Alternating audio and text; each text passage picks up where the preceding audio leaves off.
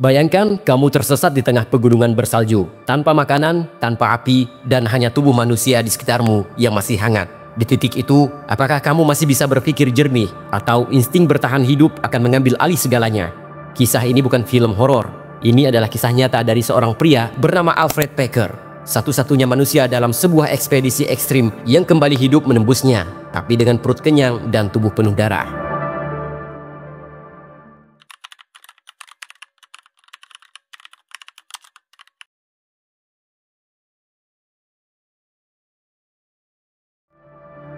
Alfred Packer, seorang penjelajah malang atau kejam yang membuat teman-temannya demi bertahan hidup.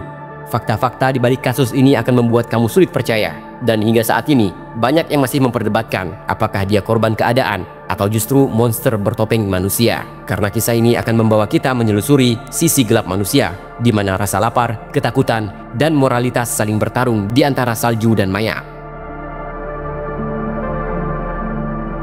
Kanibalisme dapat muncul atas berbagai motif, apakah itu dari keterdesakan, kelaparan, atau kegemaran. Namun tidak ada satupun yang bisa membenarkannya.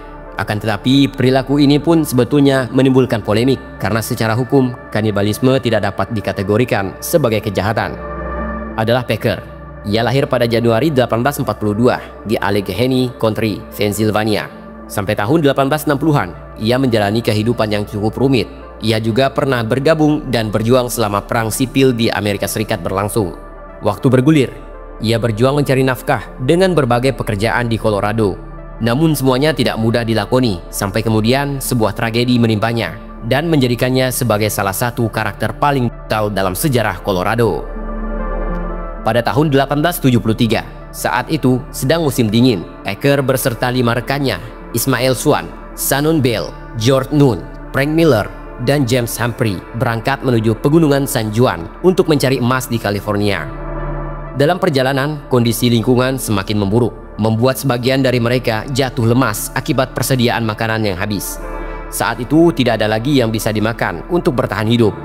Mereka berpencar. Packer berpisah dengan 5 rekan mereka yang lainnya untuk mencari makanan. Ketika selanjutnya Packer menemukan Bell kembali, Bell tiba-tiba menyerang Packer dengan sangat brutal dengan niat ingin dan memakan Packer karena kelaparan. Lantas Packer dengan sigap membela diri dan terpaksa membunuh temannya tersebut.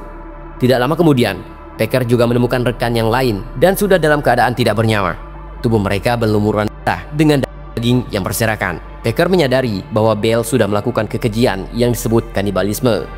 Packer yang berpikir realistis pun terpaksa melanjutkan pekerjaan Bell dengan memakan daging temannya daripada dia harus mati kelaparan.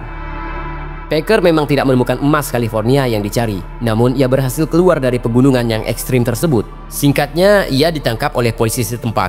Ia mengaku dan menceritakan semua yang dialaminya saat berada di pegunungan. Dalam persidangan, hakim memahami bahwa Packer telah membunuh rekan-rekannya pada saat itu lantaran alasan yang jelas, yaitu terdesak karena kelaparan. Selain itu, Packer tidak bisa dipenjara karena kasus kanibalisme, sebab tidak ada pasal yang dilanggar. Namun bagaimanapun, hakim tetap memutuskan Packer tetap harus untuk dihukum atas pembunuhannya terhadap Bell, dan ia pun dipenjara di kota Saguache. Packer yang mulanya mengaku salah, rupanya mengubah pendiriannya.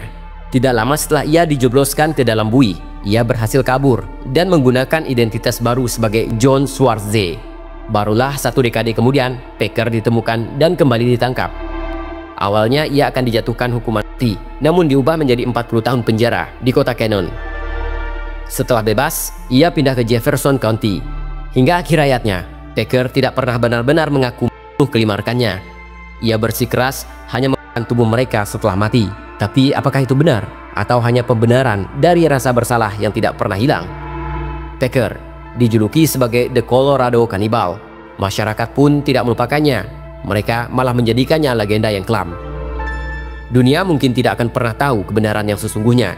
Namun satu hal yang pasti, kisah ini menunjukkan betapa tipisnya batas antara manusia dan monster ketika rasa lapar berubah menjadi dorongan paling gelap dari naluri bertahan hidup. Apakah Packer ini benar-benar korban keadaan, atau dia hanya menyembunyikan hasrat kanibalnya di balik salju dan kelaparan? Tulis pendapatmu di kolom komentar, karena mungkin batas antara bertahan hidup dan menjadi iblis lebih dekat dari yang kita kira.